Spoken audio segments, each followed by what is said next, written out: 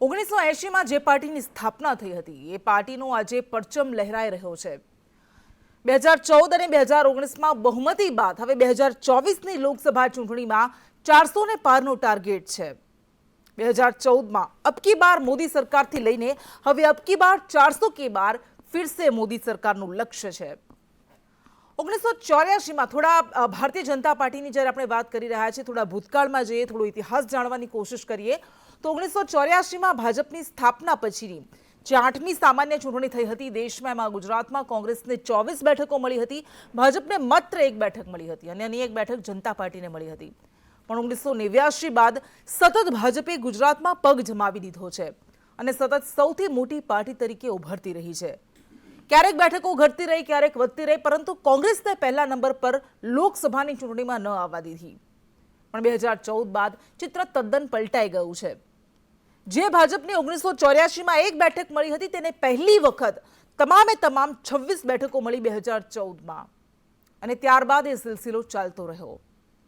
કહેવાય છે કે ચૂંટણી માત્ર સ્ટેટિસ્ટિક્સ એટલે કે અંક ગણિત નથી, પરંતુ કેમિસ્ટ્રી પણ છે અને ભારતીય જનતા પાર્ટીએ આ 2024ની લોકસભાની ચૂંટણી જેના પર ન માત્ર દેશની પરંતુ આખા વિશ્વની નજર મંડરાયેલી છે તેને લઈને ભારતીય જનતા પાર્ટીએ તૈયારીઓ શરૂ કરી દીધી છે। ગુજરાતના સંદર્ભમાં આપણે વાત કરીએ તો ગુજરાતમાં મુહૂર્તિયા પહેલા માંડવા સજી ગયા છે એવું કહેવામાં ખોટું નથી, કારણ કે હજુ ઉમેદવારોની જાહેરાત નથી થઈ, પરંતુ તે પહેલા જ મધ્યસ્થ કાર્યાલય તમામે તમામ લોકસભાની જે 26 બેઠકો છે એના પર મધ્યસ્થ કાર્યાલયનું આજે ઉદ્ઘાટન કરવામાં આવ્યું છે। પ્રભારીઓની નિમણૂક કરવામાં દેવામાં આવી છે, સંયોજકોની નિમણૂક કરવામાં આવી છે। તો 2 સપ્તાહ પહેલા કોંગ્રેસે પણ 26 લોકસભા બેઠકો માટે 26 સંયોજકોની નિમણૂક કરી દીધી છે। પરંતુ સવાલ એ થાય કે જ્યારે ભારતીય જનતા પાર્ટીના નેતાઓ, ખાસ કરીને ભારતીય જનતા પાર્ટીના પ્રદેશ અધ્યક્ષ CR પાટીલ કહી રહ્યા છે કે આ વખતે હેટ્રિક તો લગાવવાની જ છે, પરંતુ સાથે સાથે 5 લાખ કરતાં તમામ બેઠક 5 લાખ કરતાં વધુ માર્જિન સાથે વધુ સરસાઈથી જીતવાની છે। હવે આજે અલગ અલગ નિવેદનો સામે આવ્યા છે। વજુભાઈ વાળા, કર્ણાટકના પૂર્વ રાજ્યપાલ, ભારતીય જનતા પાર્ટીના વરિષ્ઠ દિગ્ગજ નેતા વજુભાઈ વાળાએ કહ્યું છે કે કોંગ્રેસને મૂળિયાથી ઉખેડી નાખીશું। તો વિજય રૂપાણીનું નિવેદન પણ સામે આવ્યું છે। કોંગ્રેસ હજુ પણ તૂટશે એવી પણ સંભાવના વ્યક્ત કરવામાં આવી રહી છે, કારણ કે એક બાદ એક વિકેટ ખરી રહી છે। ત્યારે સૌથી પહેલા આપણે વજુભાઈ વાળાએ શું કહ્યું અને સામે શક્તિસિંહ ગોહિલે શું જવાબ આપ્યો એ સાંભળી લઈએ। ગુજરાતની અંદર ધારાસભ્યો 156 છે અને હજી ખડી વિકેટ ખડીને વધવાના છે, પણ હવે 26 સીટ મેળવવા માટે ગુજરાતની પ્રજા તૈયાર છે। પણ નરેન્દ્રભાઈ મોદીએ કહ્યું હતું કે આ દેશની અંદર ખતરનાક જો કોઈ સંસ્થા હોય તો એ કોંગ્રેસ છે અને કોંગ્રેસના મૂળિયા ઉખેડી નાખવાના છે। મિત્રો, આજના કાર્યકર્તાએ પ્રણ લેવાનું છે, પ્રતિજ્ઞા લેવાનું છે। કોઈ જઈ નથી રહ્યું, કેટલીક વાતો પણ થતી હોય છે। મારા સાથે કામ કરનારા સનિષ્ઠ આગેવાનોને કોઈ ને કોઈ રીતે બિનપાયાદાર રીતે પણ ક્યાંક બદનામ કરવાનું કામ, કોઈક ગયા છે એમને મારા સાથે વાત પણ કરી છે, રડ્યા છે કેટલાક, એમને જોવું નથી, કોઈ તકલીફ નથી। રામ પોતે એક સુશાસક હતા, નીતિમત્તાથી શાસન કરનારા વ્યક્તિ હતા, પૂર્ણ પુરુષોત્તમ પુરુષ હતા, પૂર્ણ પુરુષોત્તમ પુરુષ હતા, પૂર્ણ પુરુષોત્તમ પુરુષ હતા। અને ત્યારે આ રામ ભગવાનને, આ રામ રાજ્યની સ્થાપના એ ગઈકાલથી શરૂ થઈ છે। જો કે વિજય રૂપાણીએ જે કહ્યું પૂર્ણ પુરુષોત્તમ રામ ભગવાને કહી દીધા, એમનું કદાચ એ જીભ લપસી ગઈ છે, પરંતુ વિજય રૂપાણીએ આ ચૂંટણીના સંદર્ભમાં એવું કહ્યું કે હજુ અમે બેગાની શાદી મેં અબ્દુલ્લા દીવાના, એટલે તો હજુ શાદી નક્કી નથી થઈ, મુહૂર્તિયો નક્કી નથી થયો, પરંતુ કાર્યકર્તાઓમાં ઉત્સાહ જોવા મળી રહ્યો છે। કદાચ આ કહેવત પણ તેમણે કંઈક અલગ સંદર્ભમાં વાપરી છે। ખેર, આપણે ચર્ચા કરીશું। આપણી સાથે મહેશ કસવાલા કે જેઓ સાવરકુંડલાથી ધારાસભ્ય છે ભારતીય જનતા પાર્ટીમાંથી, તેઓ જોડાઈ ગયા છે।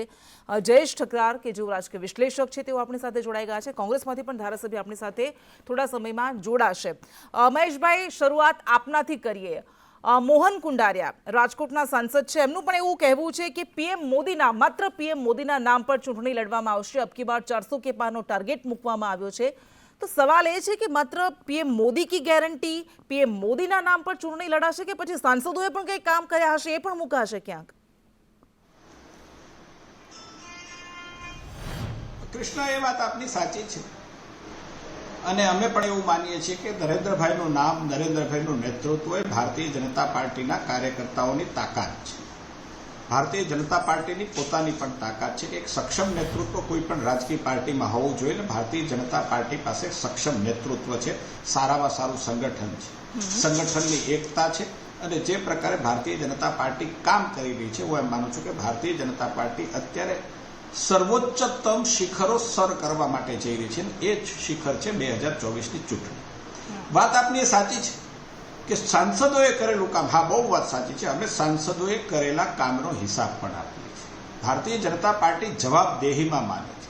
તમે અમારા પ્રધાનમંત્રીના અનેક બયાનોને તમે જોતા હશો. આજે જ અમારા જેપી નડ્ડા સાહેબે જે પ્રકારે ગુજરાતની અંદર 26 કાર્યાલયોનો એક સાથે ઉદ્ઘાટન કર્યું, લોકસભાના ચૂંટણી કાર્યાલયનું ઉદ્ઘાટન કર્યું, આ પણ એક ઇતિહાસ છે કે ભારતીય જનતા પાર્ટી પ્રચારાત્મક રીતે, વ્યવસ્થાત્મક રીતે અને વ્યૂહાત્મક રીતે કેટલી કોંગ્રેસથી આગળ છે અને એમાં કેટલાક પાણીમાંથી પૂરા કાઢશે. પરંતુ અમારા સંગઠનની તાકાતને આધારે અમારા સંસદ સભ્યોએ અથાગ પરિશ્રમ કર્યો છે, એનો સરવાળો કરીશું અને નરેન્દ્રભાઈનું નેતૃત્વ ત્રિવેણી સંગમનો સંગમ થાય તો હું એમ માનું છું કે જે ભારતીય જનતા પાર્ટીના કાર્યકર્તાઓ છે એનું જે પ્રકારનું મિશન છે, અમે 26માંથી 26 હેટ્રિક કરવા માટે બિલકુલ સજ્જ છીએ. અમારો સૈનિક ભારતીય જનતા પાર્ટીનો નરેન્દ્રભાઈના નેતૃત્વ માટે આ મિશનને પાર પાડવા માટે સજ્જ છે.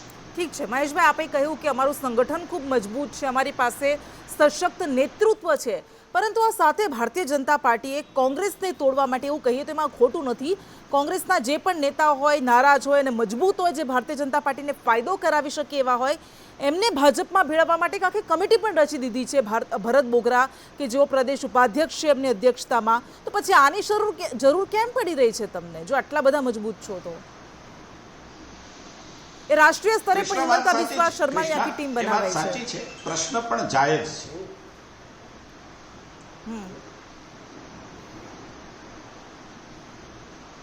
હું જવાબ આપું કૃષ્ણ? હા બિલકુલ. કૃષ્ણા, ભરતભાઈ બોગરા હોય ચાહે અન્ય રાજ્યોની અંદર આ પ્રકારની કમિટી બની હોય, ભારતીય જનતા પાર્ટીની અંદર નવા લોકોને આવકાર્ય છે ને ભારતીય જનતા પાર્ટીમાં નવા લોકો આવે છે એટલે જ ભારતીય જનતા પાર્ટીનું સંગઠન છે જીવંત સંગઠન છે. ચાહે અન્ય પાર્ટીઓ આ કોંગ્રેસ એક માટે નથી બનાવ્યા ભરતભાઈ બોગરાને, પરંતુ કોઈ વ્યક્તિ ભારતીય જનતા પાર્ટીની વિચારધારાનો અંગીકાર કરવા માટે, નરેન્દ્રભાઈની કાર્યશૈલી છે એને સ્વીકૃત કરવા માટે તૈયાર હોય તો ભારતીય જનતા પાર્ટીનું સંગઠન એ જીવંત સંગઠન છે અને એમાં નવા નવા લોકો આ વિચારધારા સાથે જોડાય તો એક વખત 10 લોકોના આધારે કરેલું સંગઠન આજે કરોડ કરતા વધારે સભ્યોને સંગઠનની તાકાત ધરાવે છે. કોંગ્રેસ એક પરિવારમાંથી બહાર નથી નીકળી.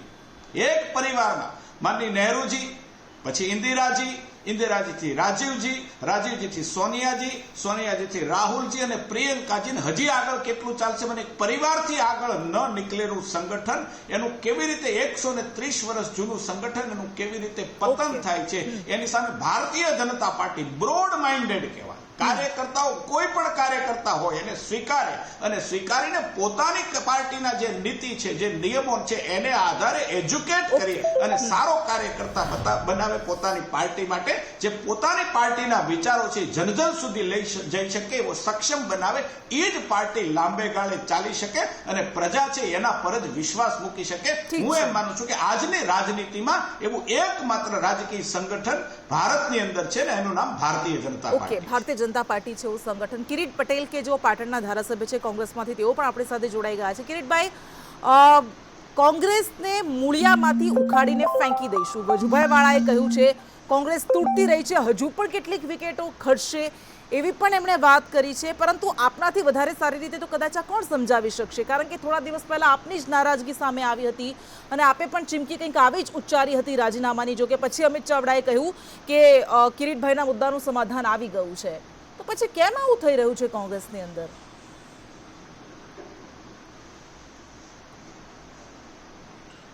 બેન, કોઈ પણ બનાવ બને તો એની અંદર બંને પક્ષની કંઈ ભૂલ હોય, જવાબદારી પણ હોય. પણ ખાસ અમારા મિત્ર મહેશભાઈએ કહ્યું કે અમે મજબૂત પાર્ટી છે, અમારા કાર્યકરોને અમે મજબૂત બનાવવા માંગીએ છીએ. તો મારી અમને વિનંતી છે કે તમારા ભાજપની આવડી મોટી પાર્ટી છે, બહુ સારું સંગઠન ચાલે છે, અમે એપ્રિશિએટ કરીએ છીએ કે એમણે સત્તાનો દુરુપયોગ કરી ગમે તે રીતે બહુ મજબૂત સંગઠન આઈટીનો ઉપયોગ કરી અને બનાવ્યું છે. અને કોઈ પણ પાર્ટીએ આ કરવું જોઈએ. જો કોંગ્રેસે પહેલાં કર્યું હોત તો કદાચ કોંગ્રેસની આ પરિસ્થિતિ આજે નહીં હોત. પણ હવે ધીમે ધીમે પણ કોંગ્રેસ અથવા અન્ય બીજી કોઈ પણ પાર્ટીઓ જાગી છે. પરંતુ હું એટલા માટે પણ કોંગ્રેસ કે આપ એને પણ જવાબદાર એટલા માટે ગણું છું કે આપણો પરિવાર હોય બેન, અને પરિવારમાંથી કોઈ સભ્ય જતો રહે, રિસાઈન જતો રહે કે આમ જતો રહે, તો એ પરિવારના જે મુખ્ય માણસો હોય, પરિવારના જે મોભી હોય, એની પણ જવાબદારી બને છે કે આ કેમ થઈ રહ્યું છે. એટલે ભાજપ ઉપર દોષ કરતા પહેલા હું અમારી કોંગ્રેસ પાર્ટી હોય કે આપ હોય એને પણ ચિંતા કરવાની જરૂર છે કે લોકો કેમ છોડીને જતા રહ્યા છે. બીજું કે બધા જાણે છે કે ભાજપ સત્તાનો દુરુપયોગ કરે, ડરાવે, બીવડાવે. અને હવે તો જે એમનો અહંકાર દેખાય છે, એમને જે કહ્યું કે અમે મૂળિયા ઉખાડીને ફેંકી દઈશું, આવી વાત ના કરવી જોઈએ. કોઈ પણ પાર્ટી વર્ષોથી ચાલતી હોય એના મૂળિયા ફેંકી દેવા, એને નષ્ટરીમોથી નાબૂદ કરી દેવી. અને લોકશાહીની અંદર માત્ર એક જ પાર્ટીથી ચાલે નહીં. આ લોકશાહી તોડવાનો જેને પણ કહ્યું હોય, વજુભાઈ વાળાએ કહ્યું હોય, તો એમનો આ અહંકાર છે. અને જો એમને આટલી બધી પાર્ટી મજબૂત છે તો શા માટે તમે કોંગ્રેસમાંથી લાવી અને કોઈને સંસદ એ વાત આપની સાચી છે કે કોંગ્રેસમાંથી ભારતીય જનતા પાર્ટીનો ભરતી મેળો 12 માસ ચાલતો રહે છે. પણ કિરીટભાઈ, આપની વાત સાચી છે કે લોકશાહી માટે વિપક્ષ પણ એટલો મજબૂત જરૂરી છે. કોઈ મોટી પાર્ટીને આવી રીતે ઉખાડી ફેંકવાની વાત ન કરવી જોઈએ કિરીટભાઈ. પરંતુ સવાલ એ થાય કે જો કોંગ્રેસમાં સતત આવું ચાલતું રહેશે, જો આવી રીતે તૂટતી રહેશે, તો પછી કઈ રીતે એક મજબૂત સ્વસ્થ લોકશાહીમાં વિપક્ષ તરીકેની ભૂમિકા નિભાવી શકશે? કારણ કે આ તો એવી વાત થઈ રહી છે કે કોંગ્રેસ સાવ ખતમ થઈ જશે, હજુ પણ વિકેટો ખરતી રહેશે. તો પછી મોદી કી ગેરંટી, મોદી નામના મોટા ચહેરા સામે તમે કેવી રીતે લડી શકશો?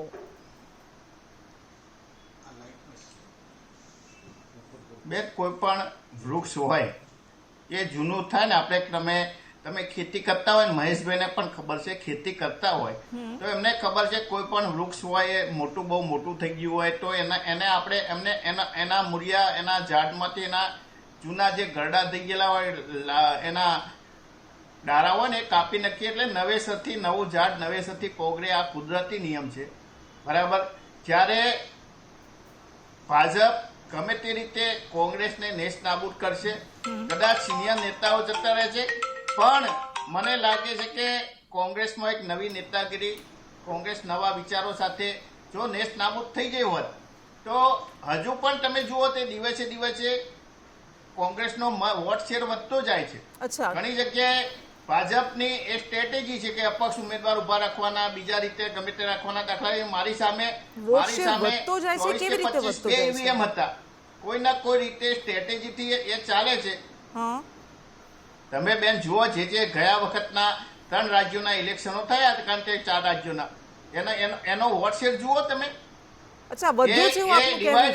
ડિવાઇડ ભારતીય જનતા પાર્ટી એની વોટ શેર વધ્યો નથી, ઘટ્યો છે. અને જે રાજ્યો આપણી પાસે હતા એ હાથમાંથી જતા રહ્યા છે. અને ગુજરાતની આપણે વાત કરીએ, 32.11% વોટ શેર તમારો 2019માં થઈ ગયો, જે 32.9% હતો.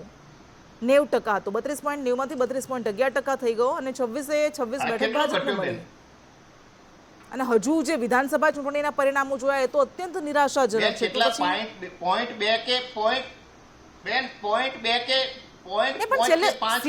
સીટમાં તો કન્વર્ટ નથી થઈ રહ્યા, અને 32% વોટ પણ ચલો મળે છે, આપણે માનીએ, પણ સીટમાં તો કન્વર્ટ નથી થઈ રહ્યા. ડિવાઇડ કર્યા છે અપક્ષ ઉમેદવારો કે નિર્દય ઉમેદવારો કે બીજી પાર્ટી આપ હોય કે આ બધા જે એ સ્ટ્રેટેજી કરે છે, એમને સ્ટ્રેટેજી કરવી જોઈએ. હું માનું છું કે કોઈ પણ પાર્ટી જીતવા માટે, પણ કઈ રીતે કોંગ્રેસનો વોટ શેર તોડવો ઓકે, કોંગ્રેસનો વોટ શેર કઈ રીતે તોડવો એની હા, પણ જો કે જે પણ પક્ષ સત્તામાં હોય એ શક્તિશાળી હોય છે અને વિપક્ષ દ્વારા એ હંમેશા આરોપ લાગતા રહે છે. એ જ્યારે કોંગ્રેસ સત્તામાં હતો, કોંગ્રેસનો સુવર્ણ યુગ ચાલતો હતો, ત્યારે સામે પક્ષ પણ એવા આરોપ લાગતા હતા. જયેશભાઈ પાસે જઈએ. જયેશભાઈ, એક તરફ ગ્રેન્ડ ઓલ્ડ પાર્ટી કોંગ્રેસ છે, બીજી બાજુ અત્યારે જે કહેવાય રહ્યું છે કે biggest party of the world Bharatiya Janata party છે. રાજીવ ગાંધીના સમયમાં એ 400 ને પાર બેઠકો જીતી ગઈ હતી કોંગ્રેસ, પરંતુ અત્યારે ભારતીય જનતા પાર્ટીનો એવો નારો છે, લક્ષ્ય છે કે અબકી બાર 400 કે પાર ફિરસે મોદી સરકાર. ગુજરાતની આપણે વાત કરીએ, શું લાગે છે કે અત્યારની જે પરિપાટી છે, અત્યારના જે પરિમાણો છે એને જોતા હેટ્રિક લગાવી શકશે ભાજપ? જુઓ, રામના નામે પથ્થરો તરી જાય એવું રામાયણમાં કહેવાતું હતું અને આપણે રામાયણની કથા વાંચીએ છીએ. અત્યારે લગભગ દેશનો દરેક માણસ એવું માને છે કે જે પણ ભાજપના ઉમેદવારોને ઊભા રાખવામાં આવે છે એ મોદીના નામે જીતી જાય છે. તમને અમરેલીનો જ દાખલો આપું. મહેશભાઈ બરાબર જાણતા હશે કે ગઈ ચૂંટણીમાં ત્યાં પરિસ્થિતિ થોડી નબળી દેખાતી હતી. નરેન્દ્રભાઈ ત્યાં પ્રચાર માટે આવ્યા અને એમણે લોકોને અપીલ કરી સભામાં કે તમારે તમારા ઉમેદવારના ચહેરાને જોવાનું નથી, તમારે નરેન્દ્ર મોદીને મત આપવાનો છે. એટલે દરેક લોકો જાણે છે કે ઉમેદવાર કોઈ પણ હશે અને એટલા માટે જ ભાજપ પોતે એક નવા કલેવરમાં એટલે આવી રહી છે કે એ હંમેશા ઉમેદવારોમાં પણ બદલાવ લાવે છે, એની સ્ટ્રેટેજીમાં પણ બદલાવ લાવે છે અને એ જીતે છે જો મોદીના ચહેરા ઉપર. તો આપણે જોઈએ છીએ કે મધ્યપ્રદેશ હોય કે રાજસ્થાન, જે આપણે કહેવાતા લોકો હોય છે એમના બદલે નવા ચહેરાને મુખ્યમંત્રીનું પદ પણ આપે છે. તમે હેમંત બિસ્વાનો પણ દાખલો જુઓ કે એમને કેવી રીતે એમણે મેઇન સ્ટ્રીમમાં લાવી દીધા આસામમાંથી અને આજે એક નવા સિતારા તરીકે ઉભરી રહ્યા છે. તો ભાજપમાં જે લોકોની સંવેદના છે, ધાર્મિક સંવેદના છે, એમને પણ એ પોતાને ભાજપની સાથે જોડવા માટેની એમની પાસે સ્ટ્રેટેજી છે.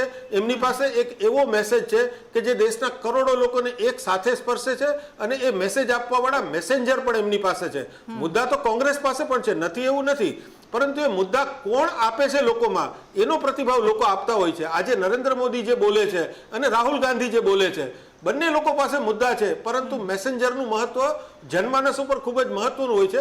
અને એક વસ્તુ બહુ સમજવા જેવી છે જે કિરીટભાઈએ કીધી કે કોંગ્રેસે પણ જો આ વેલ્યુ કર્યું હોત તો ઘણો બધો ફાયદો થયો હોત. એનો મતલબ એવો છે કે જ્યારે તમે સત્તા ઉપર હતા ત્યારે તમે થોડા ગાફેલ રહ્યા. આજે ભાજપ સત્તા ઉપર છે, એમની પાસે ધીંગી બહુમતી છે, આમ છતાં તમે જુઓ કે કોંગ્રેસ તોડો અભિયાન એમણે કર્યું છે કે જ્યાં પણ જેટલી પણ નબળાઈ છે, જેટલી પણ ત્રુટી છે એ બધીને નિવારો. જે પણ રીતે જીતી શકાતું હોય એ રીતે જીતો. અપક્ષો ઊભા રાખવા પડે તો અપક્ષોને ઊભા રાખો. અચ્છા, ટાઈમ ફ્રેમ પણ તમે જુઓ. ગઈકાલે રામલલાની પ્રાણ પ્રતિષ્ઠા થાય છે અને આજે 26 જગ્યાએ લોકસભાની બેઠકોના કાર્યાલયોનું ઉદ્ઘાટન થઈ ગયું છે. જ્યારે કોંગ્રેસ હજુ મને લાગે છે કે પ્રમાણમાં એટલી જાગૃત નથી. તો એક વિપક્ષ તરીકે તમારે ટકી રહેવું. એ ભાજપ કહે કે અમે કોંગ્રેસને મૂળિયા ઉખેડીને ફેંકી દેશું. ચલો, ભાજપે પોતાના અહંકારમાં કીધું છે, પરંતુ તમારે તમારા બલબૂતા ઉપર ઉભા રહેવું એ તો તમારા હાથમાં છે. કોઈ તમને ગમે તે કહે, તમે તમારા મૂળિયાને શું કરવા ઉખાડવા દો છો? તમે એટલા શક્તિશાળી વિપક્ષ તરીકે આવો ને.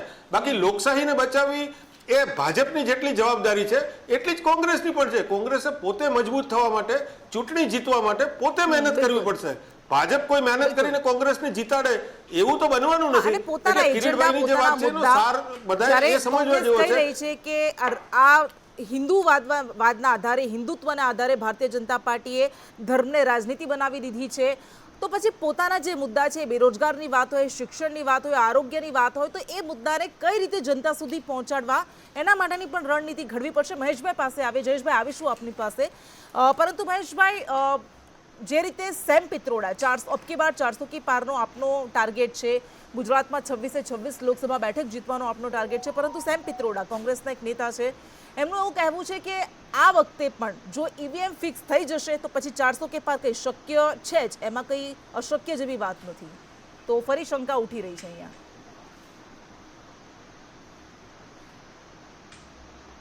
હું એમ માનું છું કે સામ પિત્રોડા જેવા ટેકનોક્રેટ માણસ જ્યારે આવી વાત કરતા હોય તો હું માનું છું કે હાંસીને પાત્ર છે. ક્યાં આપણે પહોંચ્યા, ક્યાં દેશની લોકશાહી, ક્યાં ભારતનું લોકતંત્ર, કેટલું જૂનું લોકતંત્ર, કેટલું પરિપક્વ લોકતંત્ર. દુનિયા આપણી ચૂંટણી વ્યવસ્થાની સરાહના કરે છે, આપણામાંથી પ્રેરણા લે છે. દુનિયાના નામાંકિત જે દેશો છે એની અંદર 2 મહિના, 3 મહિના લોકશાહી ચાલે છે અને આપણે ત્યાં જે છે ચૂંટણીઓ ચાલે છે. આપણે ત્યાં જે ચૂંટણી છે એ 2 દિવસ 3 દિવસની અંદર સંપન્ન થઈ જાય છે. હું એમ માનું છું કે આ બધી એક પ્રકારની વાહિયાત વાતો, મુદ્દા ન હોય ત્યારે મીડિયાની અંદર કેવી રીતે આપણી બાઇટ આવે, આપણું સ્ટેટમેન્ટ આવે, આપણો ચહેરો કેવી રીતે આવે, મીડિયાના આધારે કેવી રીતે જીવી શકાય, એની આ બાબતો છે. કારણ કે આ સવાલો જ્યારે ઉઠ્યા છે ત્યારે લોકોએ, દેશના નામાંકિત લોકોએ એને વખોડ્યો, ઓકે મીડિયા જગતે પણ એને વખોડ્યું છે. એટલા માટે ઈવીએમ એ માત્ર મુદ્દો છે. ઈવીએમ જ્યાં દરેક જગ્યાએ ઈવીએમ છે. ઈવીએમ તો ગુજરાતની ચૂંટણીમાં હોય છે, ઈવીએમ બીજા રાજ્યની ચૂંટણીમાં હોય છે. ગઈ વખતે રાજસ્થાનમાં જીત્યા હતા ત્યારે પણ ઈવીએમ હતું, ગઈ વખતે મધ્યપ્રદેશમાં જીત્યા હતા ત્યારે એ જ ઈવીએમ હતા. આ વખતે ભારતીય જનતા પાર્ટી, ગઈ વખતે એ ઈવીએમ પર પ્રશ્ન નતા, આ વખતે ભારતીય જનતા પાર્ટી ચૂંટાણી એટલે એ ઈવીએમ પર પ્રશ્ન આવી ગયા. એટલે ઈવીએમ એ પ્રશ્ન નથી. ઈવીએમ માત્ર મીડિયાની અંદર કોંગ્રેસના સમય ઓછો છે. એક નાનકડો સવાલ ગુજરાતના સંદર્ભમાં આપને કરી લઉં તો એવું કહેવાય રહ્યું છે, શારદાબેન પટેલે પણ કહ્યું કે મારી હવે ઉંમર નથી, યંગ બ્લડની જરૂર છે. તો આપને એવું લાગે છે કે આ વખતે નો રિપીટેશન થિયરી અપનાવવામાં આવશે? કૃષ્ણા, હું એમ માનું છું કે એ અધિકાર અમારા પાર્લામેન્ટરી બોર્ડને, કેન્દ્રીય પાર્લામેન્ટરી બોર્ડને છે. અને હું એમ માનું છું કે જે પ્રકારે ભારતીય જનતા પાર્ટીની અંદર એક પ્રકારનો બદલાવ, ભાઈએ જયેશભાઈએ પણ કર્યું કે એક પ્રકારનો બદલાવ કરવાની જે સ્ટ્રેટેજી ભારતીય જનતા પાર્ટી, દરેકને મોકો મળે, વધારેમાં વધારે લોકો એમાં પાર્ટિસિપેટ થાય, એ અમારો હંમેશા મહત્વનો નિર્ણય અમારો રહેતો હોય છે કે ભારતીય જનતા પાર્ટીમાં બદલાવ, એક વખત લોકોને આ જવાબદારી, બીજી વખત આ જવાબદારી, એને આધારે જ ભારતીય જનતા પાર્ટી છે એ આટલી સફળ પાર્ટી છે, એવો મારો બહુ સ્પષ્ટ. ઠીક છે, કિરીટભાઈ પાસે જઈએ. કિરીટભાઈ, છેલ્લો સવાલ અને ખૂબ ટૂંકમાં એ જવાબ હું ઈચ્છીશ કારણ કે સમય આપણી પાસે ઓછો છે. કઈ રીતે તમે લડશો? શરૂઆતમાં તમે અસંતોષ પર જવાબ આપ્યો, પરંતુ લડશો કેવી રીતે? આપને લાગે છે કે એના માટે કોઈ સ્ટ્રેટેજી, મજબૂત રણનીતિ ઘડવાની જરૂર છે?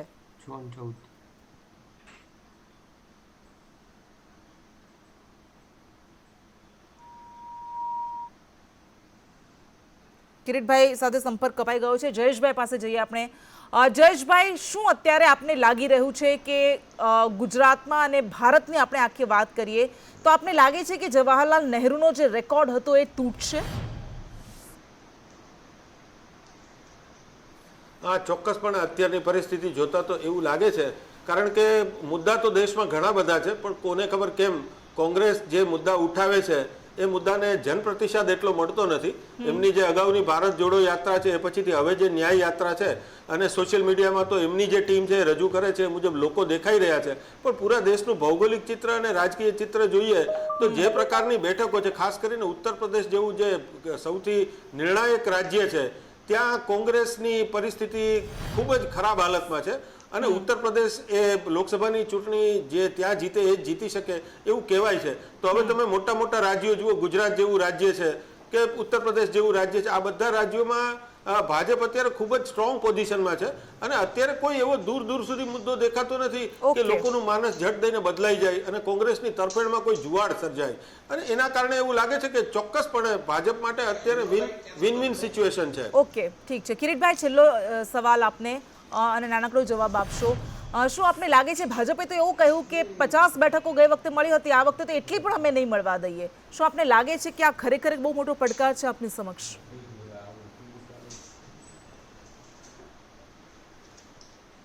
બેન, તમે અત્યારથી ઇલેક્શન પહેલા આટલા બધા લોકો જ્યારે મતદાન કરતા હોય અને પહેલાથી કહેવું, એ મને લાગે કે તો એમની સિસ્ટમમાં સેટિંગ હોય ને. એમને સામેના વક્તાએ કહ્યું કે મેસેન્જર નહીં, એમની સિસ્ટમ છે. અને જે રીતે સરકારી તંત્રથી માંડી સહકારી તંત્ર હોય કે તમામ પ્રકારની વહીવટી બાબતો અને વહીવટી તંત્રનો દુરુપયોગ કરી અને ભાજપ જે રીતે જીતવાનો કોશિશ કરે છે ને, લોકશાહીની અંદર દુઃખની બાબત એ કહેવાય કે તમારે ટીમ બનાવવી પડે, તોડફોડની ટીમ. અને તોડફોડ પણ એના માટે તો તમારી પાસે પણ સ્ટ્રેટેજી હોવી જોઈએ ને, કે કઈ રીતે પોતાની જાતને એક સરખી રાખવી, એક સાથ રાખવી. આજે આ વિક્ટિમ કાર્ડ ક્યાં સુધી રમતા રહેવાશે? હા, આજે બેન તમે જુઓ કે મોટા ભાગના ધારાસભ્યો કે સંસદ સભ્યો એ કોંગ્રેસમાંથી આવેલા છે. એટલે લોકશાહીની અંદર ભલે એ સત્તા મેળવવા માટે જે પણ કરતા હોય, પણ સાચી લોકશાહી ટકાવી રાખવી હોય તો ભારતીય જનતા પાર્ટીએ ના કરવું જોઈએ. એમના કાર્યકરોને મહત્વ આપે. આ તો રાજનીતિ છે કિરીટભાઈ આપની. હા, ઠીક છે, આપની વાત કદાચ એક આપ નૈતિકતાના મૂલ્યોની વાત કરતા હશો, પણ આ રાજનીતિ છે. જે પાર્ટી પોતાની પોતાના નેતાઓને નથી સાચવી શકતી તો સ્વાભાવિક છે કે બીજી પાર્ટીને લઈ જ લેવાની છે. ને હા, આમાં સામ દામ દંડ ભેદની નીતિ પણ અપનાવાતી જ હોય છે, પણ કદાચ આપના સવાલનો જવાબ પહેલેથી જ સેમ પિત્રોડાના સવાલમાં મહેશભાઈએ આપી દીધો છે. એટલે આપ તમામ અમારી સાથે જોડાયા, આપનો ખૂબ ખૂબ આભાર. અને જેવી રીતે આપણે સાંભળ્યું, વાર પલટવાર આરોપ પ્રત્યારોપ અત્યારથી જ શરૂ થઈ ગયા છે. ભારતીય જનતા પાર્ટીએ ખૂબ મોટો ટાર્ગેટ રાખ્યો છે. એન્ટી ઇન્કમ્બન્સી કેટલી છે અને કેવી રીતે ખાળી શકશે, એના માટે કયા મુદ્દાઓને ઉભરતા મૂકવામાં આવે છે, તરતા મૂકવામાં આવે છે, એ જોવાનું રહેશે. પરંતુ અત્યારે હવે જ્યારે 3-4 મહિનાનો સમય બાકી છે આ ચૂંટણીને લઈને, ત્યારે સ્વાભાવિક છે કે જંગ ચરમ પર પહોંચવાનો છે અને આ માત્ર એની શરૂઆત છે.